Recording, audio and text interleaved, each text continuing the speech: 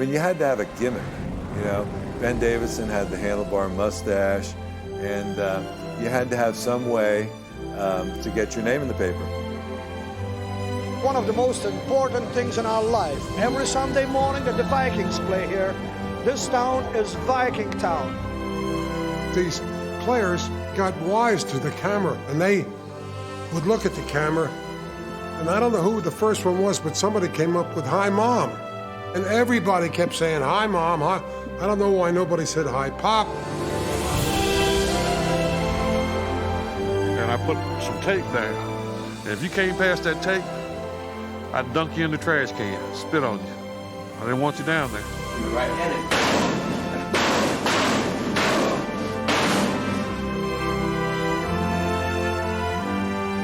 I didn't quit football to get into music. I quit football to quit football.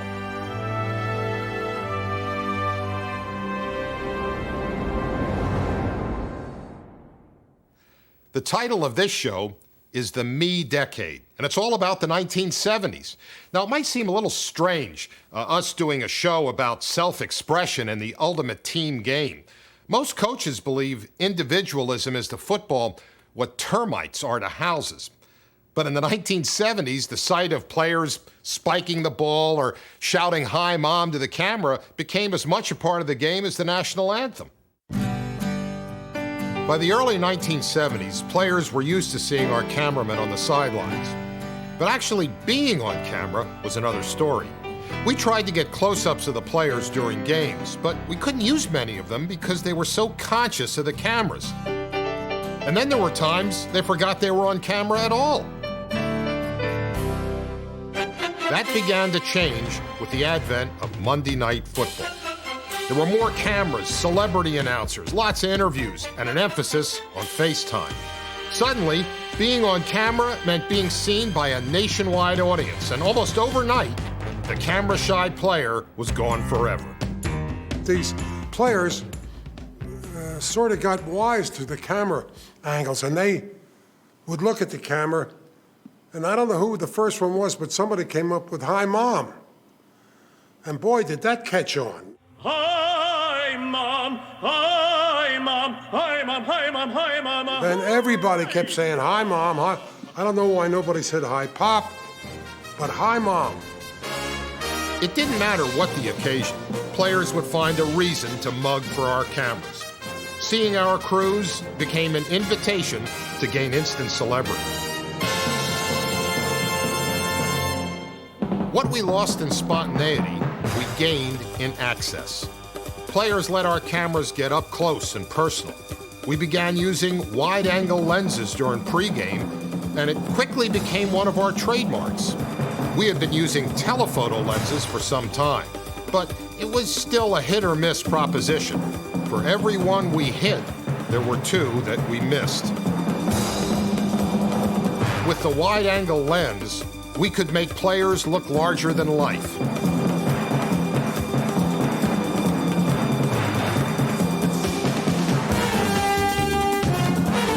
We began to use the wide angle more and more, and we still use it a lot today. It gives drama to even the most trivial moments.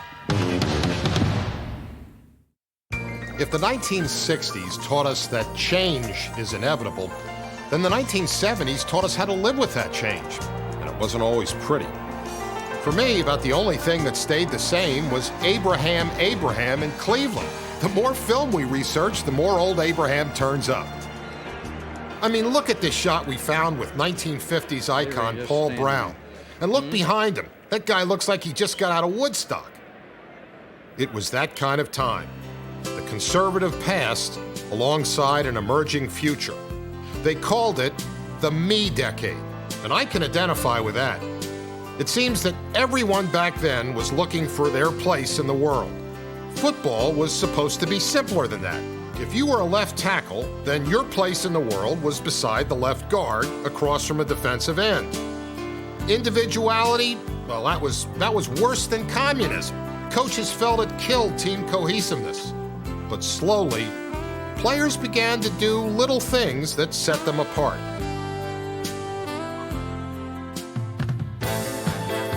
I remember L.C. Greenwood with his gold shoes.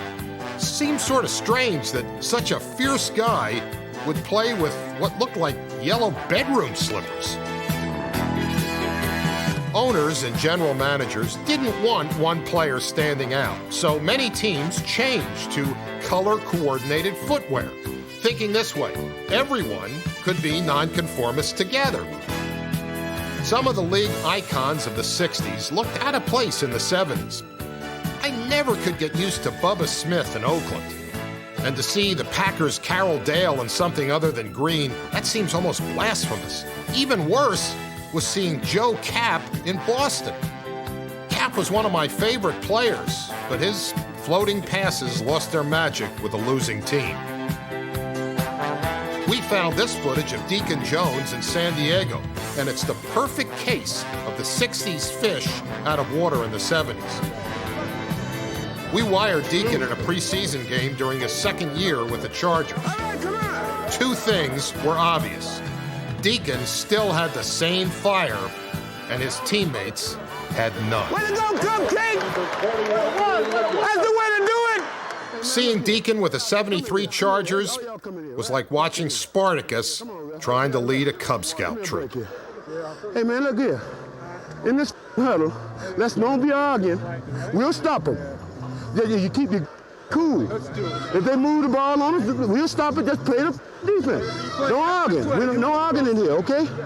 Just play the defense. This was also the first time I saw John Unitas in a uniform other than the Colts. Compared to Baltimore's basic blue and white, the Chargers uniform was a Technicolor nightmare. Unitas' arm was shot, and he looked so out of place. It was a sad finish to a legendary career. In the history of NFL films, this is one of my favorite shots. Okay, I shot it. That's not the point. The hands of Dick Butkus are like a manual on how to play football. But that image was ruined for me in the 1970s. The Bears went to AstroTurf. I mean, Dick Butkus on plastic grass? It's like putting John Wayne on a mechanical horse. We wired Butkus for a preseason game in Buffalo. We had never mic'd him before, and we were really excited. Even at the coin toss, he was a fierce competitor. Look, Papa. Have a good one, asshole. But once the game began, Butkus was just a shell of his former self. Injuries had reduced this force of mass destruction to a mere mortal. Well, look at his knee. It's gone, man. Look at it. Damn. Is he knocked out or is his knee? We didn't use any of this because after 2 series, Dick came out and he spent the rest of the game kidding around on the sidelines. You remember anything? Butkus seemed most concerned with the trials of rookie kicker Miro Roeder. You're all worried about that tee and it's throwing your whole kicking off. Roeder was from the Czech Republic, and he was probably confused enough without Butkus's needling. Don't they have another tee? Well, what's happening? I don't know. I don't know if it's a tee or... How far did that one go? On a goal line. On a goal line. Yeah, but it was high. Is that tee as high as the one you use? I don't know. He put it... Well, can't you make it? Yeah, he put it... You had to win this way. You should have kicked it in the end zone this time. She's all upset. Don't get her upset. She didn't kick it in the end zone? No, she didn't kick it in the end zone. Get loose, man. She loses her tee and she can't fix another one. This turned out to be Dick Butkus's last season. He limped through 9 games before his aching knees forced him to retire. His departure was the end of an era. I knew then that the pro football of the 1960s was gone forever. Another change we noticed in the 70s was the flamboyant fashions. These shots of the Oakland Raiders parking lot are just some examples of this newfound self-expression. Oakland's Art Toms was truly a sight to behold. Here he looks like a 6'5" Amish pimp. Some people took Art for a California hippie. Actually, he was from New Jersey. I'm not sure that Art would have fit in on a lot of teams, but in a Raider uniform, he seemed right at home. 30 years later, the car is still personalized, and Art is as irreverent as ever. His garage office includes a strange mix of artifacts from the 70s and collectibles of today. Well, I was a little rebellious. I always thought it was funny that some of the guys would wear suits and they would bring briefcases. And I thought, why are they bringing a briefcase to a football game? I brought a little Snoopy lunch pail on the next away trip. And I put my toothbrush and an extra pair of socks and underwear and toothpaste in it. And it was kind of a mock to make fun of those guys. And George Blanda didn't like it at all. The great thing about the Raiders was that all the owner cared about was winning. Al Davis set the precedence when he would bring in players that were malcontents or dissidents on other teams. He would bring in players like that and wasn't that concerned about what they did off the field as long as they showed up to practice on time, showed up for the games on time. On the Raiders, you had all sorts. The vertical stripes of Ken Stabler, the plaid designs of Gerald Irons. Here's my favorite, Jack Tatum with what looks like a pocketbook. I mean, Jack Tatum, the baddest cat in the game, the toughest of the tough guys, carrying a purse? We were free to express ourselves, and it came out in many ways, whether it was our clothing or the length of our hair. I can remember one time the Chiefs were coming in to play the Raiders, and I went over to the team bus as they arrived in the Oakland Coliseum. The guys started coming off the bus, and they all had these blazers with the Kansas City logo on it, and they all had a tie, the same tie, same shirt, and they're all clean-shaven, no mustaches, no beards. And I come up there with my full beard and the torn jeans. It was just such a contrast. My clothing and the long hair and everything was a reflection of the 70s, and we were allowed to do that. Tom's line mate was the man from Mars, Otis Sistrunk. Now, not only did they play together, but they hung out together, did appearances together, rode a limo to the games together. They called themselves Salt and Pepper, and the media, they ate this stuff up. Otis Sistrunk, Art Toms, both defensive tackles, one black, one white, one bald, one with long hair. Howard Cosell was big on Monday Night Football, and he used to play me up, and then Alex Karras used to play Otis Sistrunk up. I mean, you had to have a gimmick, You had to have some way to get your name in the paper. I didn't fathom how many people knew who I was until after I really retired, and as time passes that they still remember me and remember a lot of the Raiders in the 70s. Once we introduced wide-angle lenses, certain players began introducing themselves to us. Ron Pritchard of the Bengals was one of those guys. Yeah, you got to get me on some TV, man. Pritchard was such an exhibitionist that he took up pro wrestling in the offseason. True to form, he was thrilled when we flew to Houston to film his wrestling debut. He played for the Oilers at the time, so he was a big draw. Do you feel like a football player who is wrestling or a wrestler who sometimes plays football? Well, right at the moment, I feel like a football player who is wrestling and learning a great sport. I'm sure, though, in years to come, I'll probably be taken over by wrestling. Role 1, Ron Pritchard, homosexual. Okay. This was before anyone was politically correct, and I'll admit that we got on him about his Speedo suit. Ron played it up for us before his match against Pedro the Terrible. He just slammed that lock in there. The only problem is those lockers had built-in locks, and Pritchard slammed it shut without anyone knowing the combination. He ended up going home wearing his Speedo suit. With no judgment. How about it? God. Today, Pritchard's still in great shape, but his wrestling days are long behind him. Bip. Bip. Bip. We set up our cameras at his home outside Phoenix to ask about Pritchard the football player and Pritchard the wrestler. Oh, man. I wish I had his strength still. I wish I had a 25-year-old body still as far as the strength, but, you know, I love the idea of entertainment. You know, I'm kind of a ham at heart.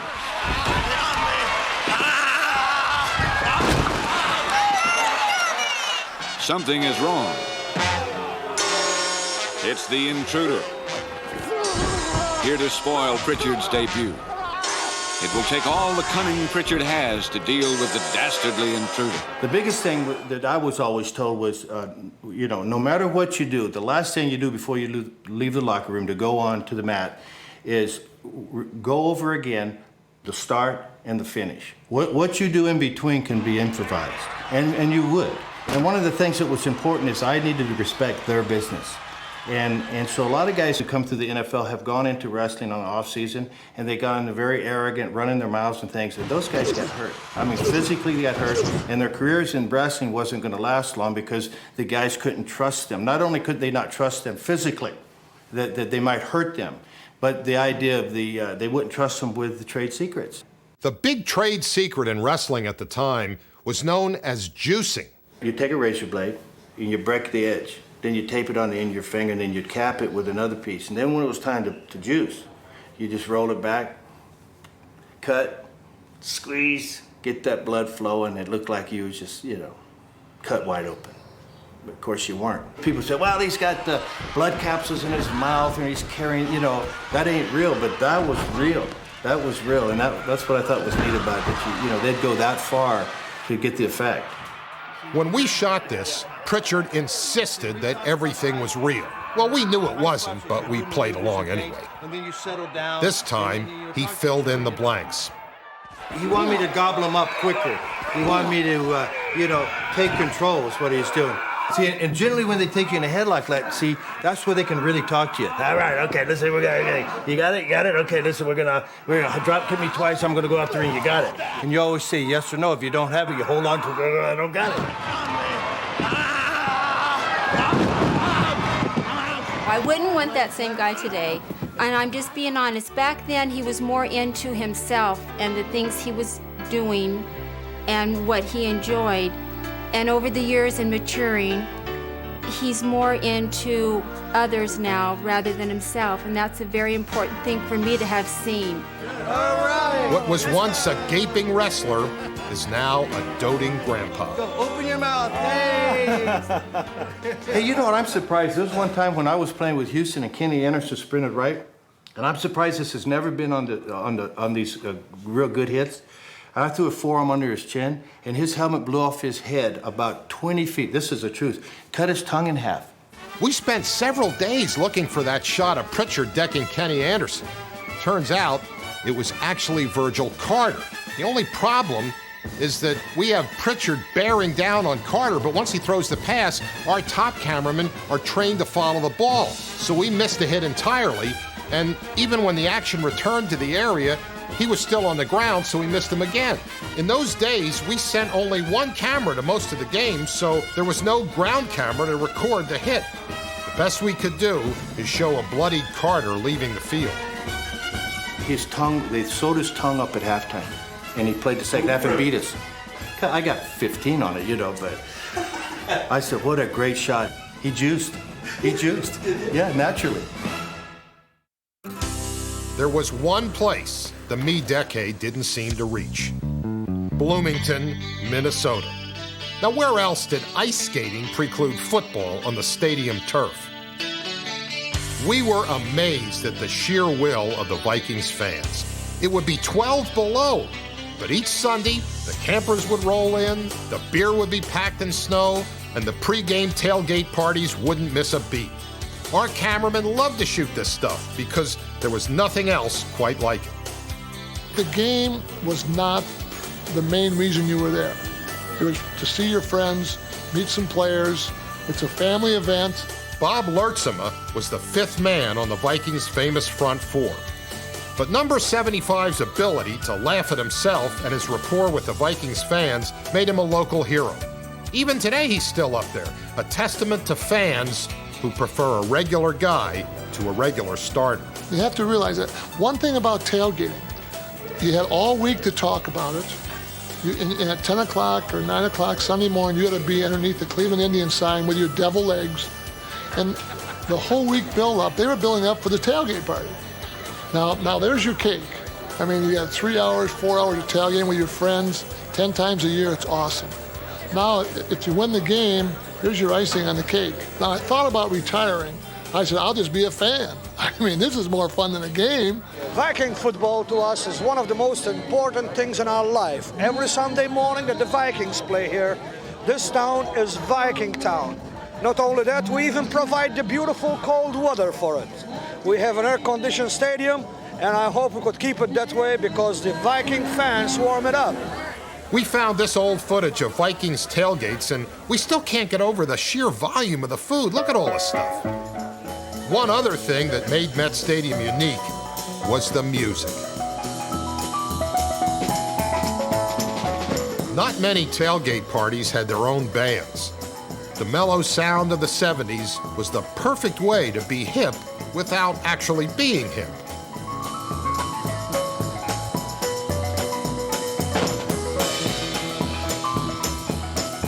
Sometimes the music was contemporary. Most of the time, it wasn't.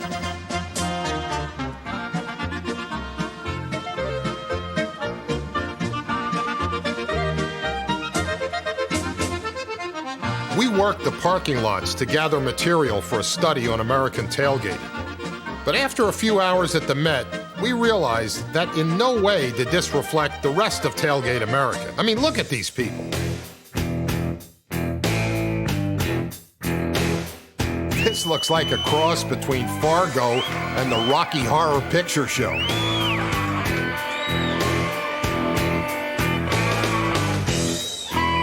Now that Cabaret is back on Broadway, maybe this guy has found steady work. These days, the Vikings play downtown, and there isn't much room for tailgating. But we figured that if we went to the old stadium site, which is now the Mall of America, and set up a tailgating party, all the old tailgating faithful would return. You know, grill it, and they will come. We rented out the parking lot of the Thunderbird Hotel across from the old Met. We had plenty of beer, plenty of sandwiches. We had our own parking staff. The only problem, nobody showed up. So Todd, Yes. what exactly was your idea here today? My idea here today was to recreate the spirit of the Vikings tailgate party circa 1972-73 by having a party outside the parking lot of Mall of America. And obviously, this is the worst idea I've ever had in my life. So what are you saying, that no one's here? I'm saying that nobody's here. Fire up that old Fairmont of yours and come out to the back parking lot of the Thunderbird. It got so bad that we had to put our catering guy in charge of getting out the fans. Yeah, you gotta wear your Viking stuff though. Paint their face. Yeah, paint your face, get butt naked and run around. I don't care. The Thunderbird, anything goes. You guys see somebody way down there. There's a car over there. Check that truck. Hey, maybe we're in the wrong spot. Wait, there's a guy here. When you park around here, you got a good spot? What a beautiful day for tailgate. 32 degrees, perfect. But you're the only one here, Bob. Well, you know what happened? So many people are waiting outside. I cut in front of them. They got them all stopped. There's thousands of people waiting to come to this party. But apparently, security won't let them in. See, there you go. So, yeah. In retrospect, we should have promoted this thing a little better. But hey, we're filmmakers, not party planners. Later that night, there were real live ex-players and fans at the annual Minnesota Players Alumni Dinner. And like always, the man of the people was at the podium introducing the Hall of Famers. I'm going to introduce some of the players. First of all, I want to start out with the worst coach in the National Football League. He was 0-4 at the Super Bowls. But we love him, the greatest man, the greatest coach ever in the National Football League, Mr. Bud Grant. Bud, we were part of the family. We weren't playing for money because the money wasn't that good. They could identify with us because they knew we loved the game so much, and we would probably have played for nothing.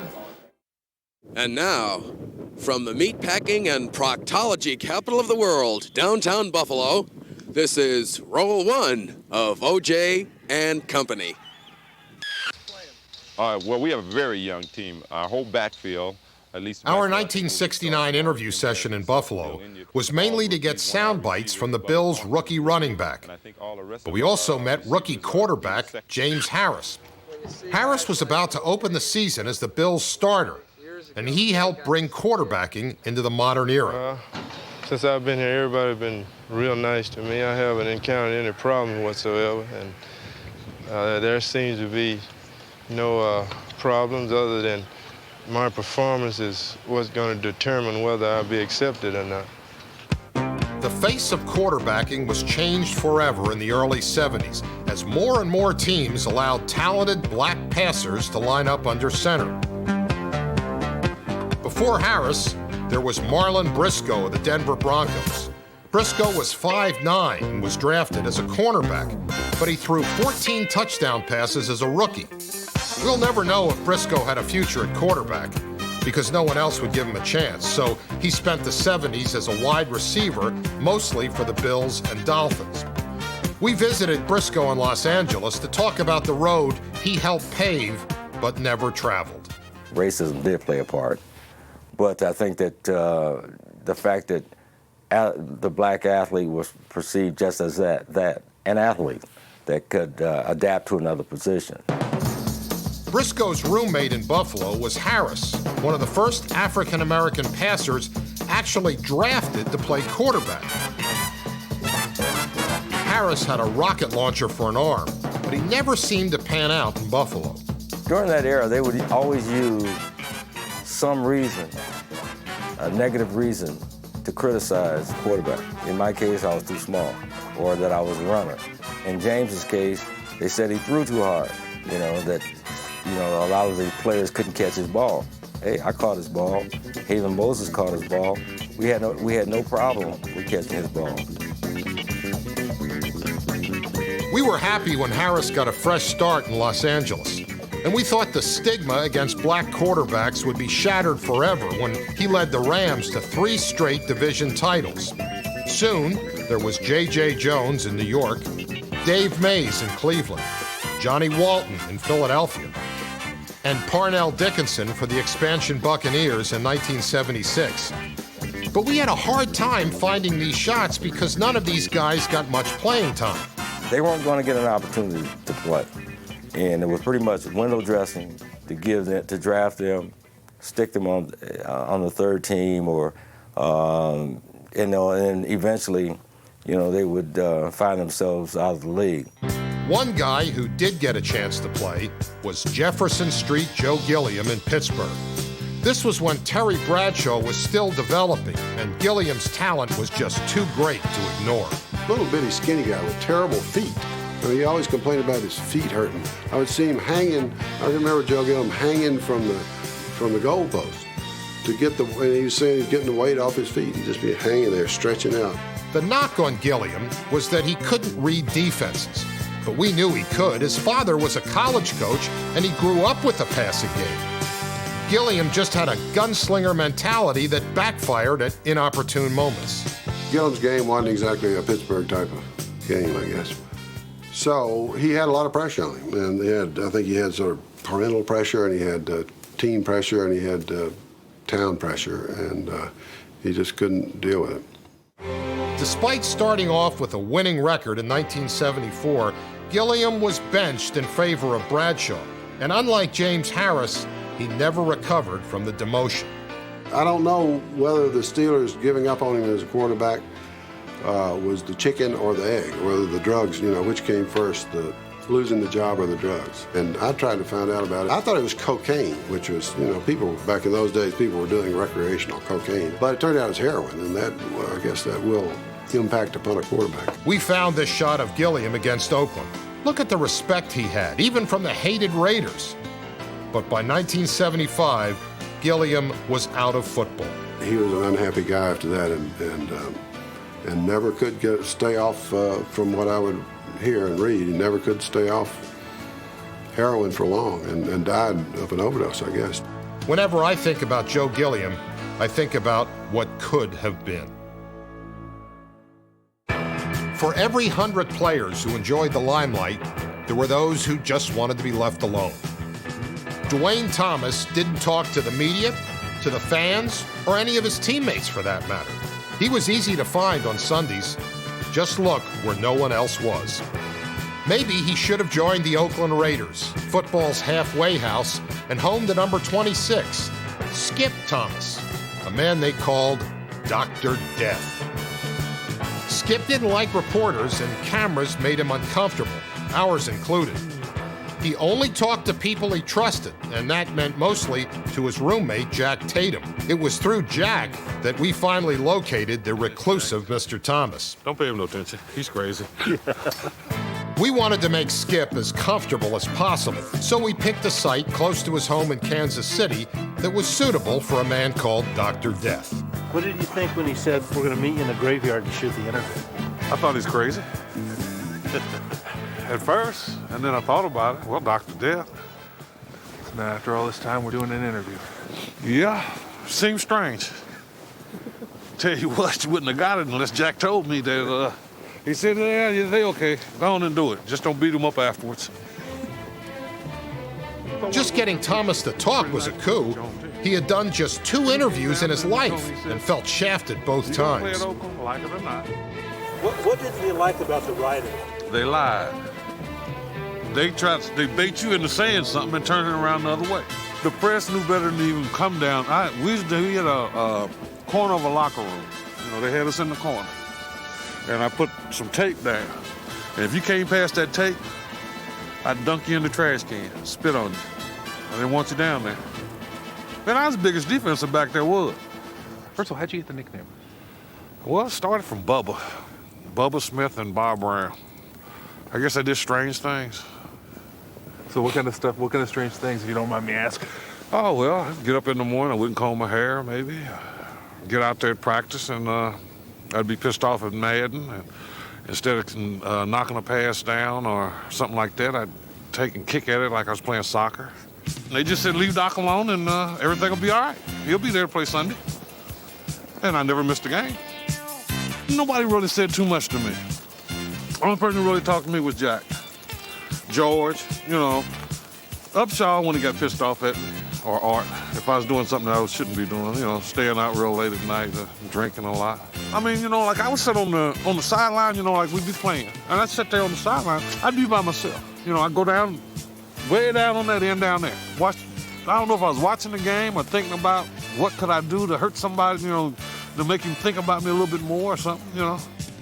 Lucky for Skip, the Raiders weren't into conformity, and Skip could just be Skip. If Coach really had something to say and he thought it was important, he'd tell Jack. And then Jack would relay it to me. Wouldn't run nothing for us to talk about as long as I was there on Sundays to play. I mean, you know, we teased each other every now and then. I guess some of the things I did in practice, he thought maybe he thought if he said something to me, then I'd start screwing up. See, because they always wanted me to catch the balls. You know, instead of knocking them down, just taking and knocking them down or kicking at them, something like this, he wanted me to practice intercepting. And I'd always tell him, pay me. In 1978, Thomas faced the ultimate career challenge, life away from the Raiders. So you get to Buffalo and they find you? Well, for Buffalo, I let it Buffalo had their own thing. I don't even talk about Buffalo. That's like a nightmare for me. So we won't even talk about Buffalo. If Buffalo is something that I would never wish on anybody at that time.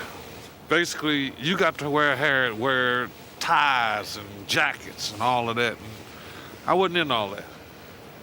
So I was only there for like 2 hours anyway. Skip was a real lost treasure, and we're glad we tracked him down. But we discovered why this was only his 3rd interview ever. Skip's a world-class cursor. My 4-letter words come out more than I wanted to. Man, that was messed up. Sometimes I don't even know if I'm saying it. Man, you hit that in his mouth. You got to back up. Don't let us down. Don't let no come in here and steal money out of our pocket. Oh, yeah, y'all are really the real bad. Y'all better find some kind of way to come on with it. I hope his family was a lot better than he was, because the mom may not live to get off this. I'm sorry, ma'am, I didn't mean to, because it just comes out. I've been doing it all my life. Ever since I left high school, I've been, hey, that's how come I don't talk to people. One of the things that really changed in the 70s was player movement. Guys would play with 3, 4, and sometimes 5 different teams, and this was before free agency. Take John Matuszak. He went from Houston to Kansas City to the Oakland Raiders. He even spent a day in the WFL. Then there was Mike Adamle. You might know him as a broadcaster, but here he is with Chicago. There he is with the Jets after he started his career in Kansas City. They gave him number 1. I have no idea why. He ended up being the last running back ever given a jersey number under 20. Carl Garrett was with Boston, the Jets, and finally the Raiders. Now, Carl Garrett isn't to be confused with number 20, Mike Garrett, who played with Kansas City and San Diego. There was Gene Washington in Denver with great speed, and Gene Washington in San Francisco with great hands. Ken Burrow, the receiver in Atlanta, wasn't to be confused with 00 Ken Burrow in Houston. Perhaps the poster child for all this player movement was defensive end Coy Bacon. Now there he is with the Rams, then San Diego, then Cincinnati, and finally the Redskins. There's this popular game on the internet called The 6 Degrees of Kevin Bacon, which links movie actor Kevin Bacon to every actor who ever lived. So we thought we'd try it with Coy. Call it The 6 Degrees of Coy Bacon. We took our idea on the road to check with both our inspiration as well as the father of our company. First question, do you have any idea why we're here? No. What the hell are you talking about? You've never heard of that? No. You don't understand what this is? Oh, geez, so what's wrong with you, Phil? What the hell are you talking about? How did you come up with anything like this? I didn't come up with it. Oh. It's the 6 Degrees of Kevin Bacon. 6 degrees. Yeah, Kevin Bacon, yeah. Okay. My cousin. So you want me to connect my career with 6 points? No, I'm explaining. So, do you understand? Okay, you explained it. Next. Let's try an easy one. Joe Namath. Okay, Bacon played alongside our old friend Fred Dreyer with the Rams. Now, we found these shots of Fred sacking a guy named Hunter, who, by the way, was the character he ended up playing on television. Dreyer played with Namath, also with the Rams. So, that connects Bacon to Namath. Okay, how about today's players? We'll try Kurt Warner. Warner was teammates with Rick Tootin in St. Louis. Tootin goes back to the '89 Eagles, where he played with number 49 defensive back Todd Bell, who broke in with those great Bear defenses, playing right behind linebacker Wilbur Marshall. After leaving the Bears, Marshall went to the Redskins, where he was teammates with Art Monk. Played with him with the Washington Redskins. Coy Bacon was a football player, wasn't he? We wanted to find the most obscure player we could and see if we could link him to Coy. Now, this book has everybody who ever played in the NFL, and we're just going to pick someone at random. Okay, here we go. Army Tomaney. And he played just 8 games with the New York Giants in 1945. Army Tomaney. Now, that's just about as obscure as you can get. Okay, here we go. Bacon played with John Unitas in San Diego. He tried his best, did his best. Who did Coy Bacon play for? Unitas played with Art Donovan in Baltimore, who played with Frankie Filchuk, who played on the 46 Giants with John Weiss, who played with Tomaney in 1945. Who? You're using up a lot of valuable film there. How about a real challenge? Maybe the greatest American athlete ever, Jim Thorpe, who played in the 1920s. Think we can do it? We can do it. Now, Bacon played with number 41, Ron Smith. Smith later played with the Raiders alongside George Blanda in 1974. Now, if you're going to go way back to the 20s, you need Blanda, because he played with Sid Luckman in the 1949 Chicago Bears. Luckman takes you through fellow Bears George Musso and Joe Zeller to the 1932 Packers. Zeller played with Paul Fitzgibbon. Fitzgibbon played with Thorpe on the 1928 Chicago Cardinals. I know, that's 7. But we tried, and we just couldn't get it done in 6. The best we could do is the 7 degrees of Coy Bacon. And hey, that's not bad when you're going all the way back to Jim Thorpe. Now, why don't you try it at home? And here are a couple rules. First of all, no coaches. That just makes it too easy. And Pro Bowls, All-Star games, they don't count either. And if you really want to make it tough, toss in what we call here the Latrobe Clause. And that means you can't use any quarterback from Pennsylvania. And that's Marino, Montana, Unitas, Namath, or George Blanda. So now I can tell you it's not my idea. It's Todd Schmidt's idea. Where's Todd? That's a dog, Todd. Yeah, I thought it sucked too. Oh, so don't blame it on me. Well, I was waiting to see if, what your reaction. I don't know what the hell that is. Okay. That's what you call reaching. Throughout the 70s, we saw a new wave of athlete, educated, refined, and sometimes ambivalent to pro football. Mike Reed, number 74 of the Cincinnati Bengals, was part of that wave. A two-time Pro Bowler with a lethal combination of size and speed. No, quickness. If you're going to beat a guard, if I'm going to beat a guard, I'm going to beat him in the first step I take. Yeah. But like many young men of his generation, Reed yearned for more. And while he liked football, it was not his true passion.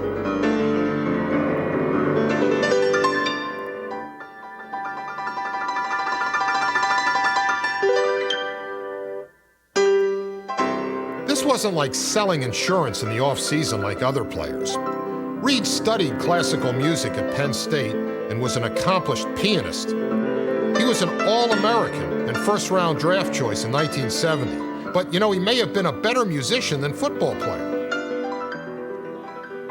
After his rookie year, we filmed Reed playing in a concert with the Cincinnati Symphony Orchestra.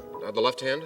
Wait before the rest. Just wait. Some musicians wait their whole careers for a shot like this. I got him right there. And Reed had earned it at 23. I'm going to be sitting there and I'm going to say, when is he going to let me play that note?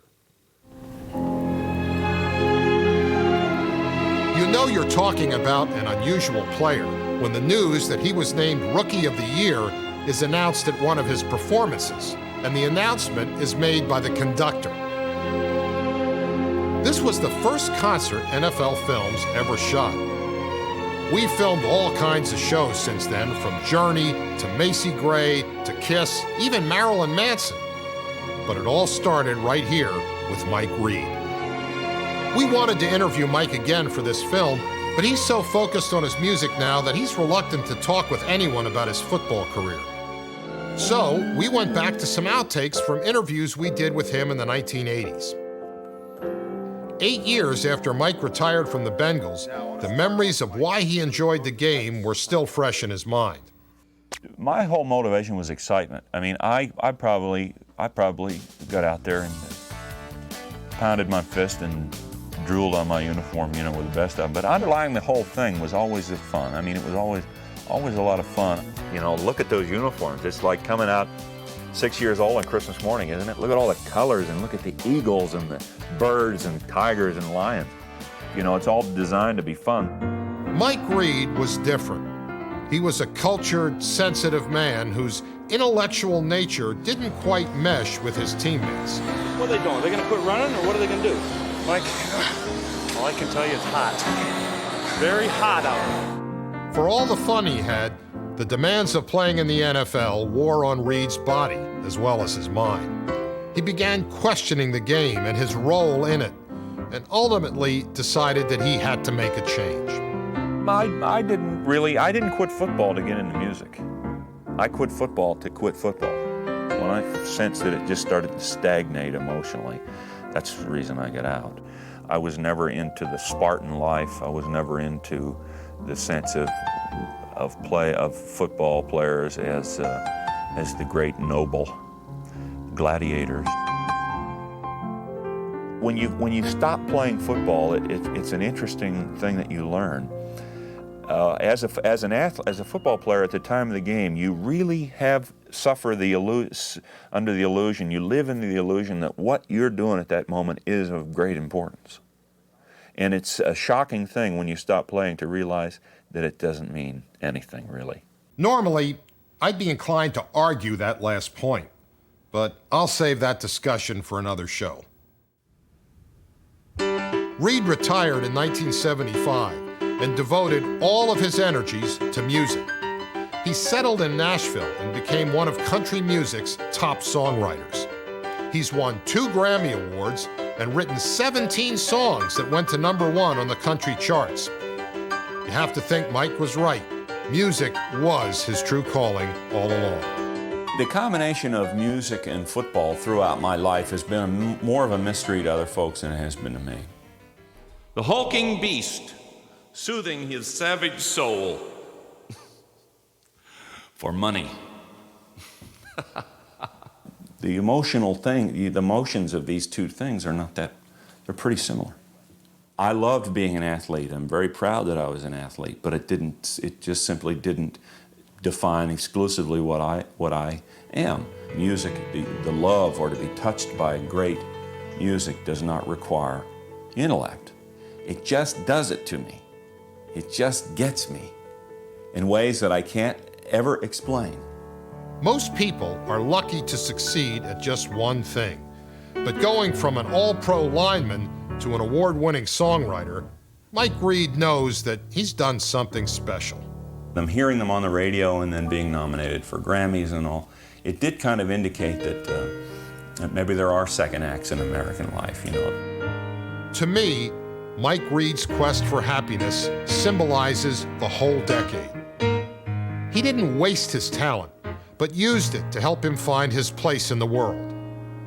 More and more, football became part of a man, not the sum of him.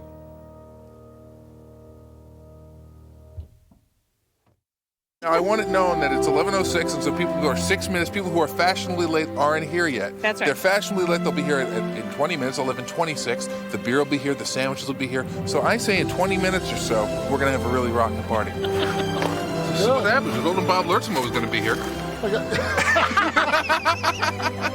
Come over, you want some beer? You with the sailboat crew? Are you with the sailboat I crew? might have been attacked already. Check that Come out. on over, they are too. Come on over, you got free beer, pop, food, come on. It's legit, come on. Good day. Hi, guys. Hi. What are you doing here? Well, we're desperately trying to have a tailgate party with no football, but it didn't actually work out. So help yourselves. Have a sandwich. have a beverage. Enjoy. Bob Lurtzman is here, but unfortunately, very few people came. So we figure you guys were having the seminar in there, so we figured you'd come join us. Great. Want pop or some sandwiches? You sure? All right. Yeah, I'm Bob. Yes, I recognize you. Yeah, nice to see you. Come on over, you can use a brewski or pop. Come on. Come on, there's no gimmicks. Not a gimmick in the world. Come on over. Bob, of course I recognize you. I'm one of those football, baseball fans, whatever. Are you? Well, good. Thank you. Well, you bet. Good seeing you. I'll tell Scotty you love this bar. I could just see my career crumbling. Wait.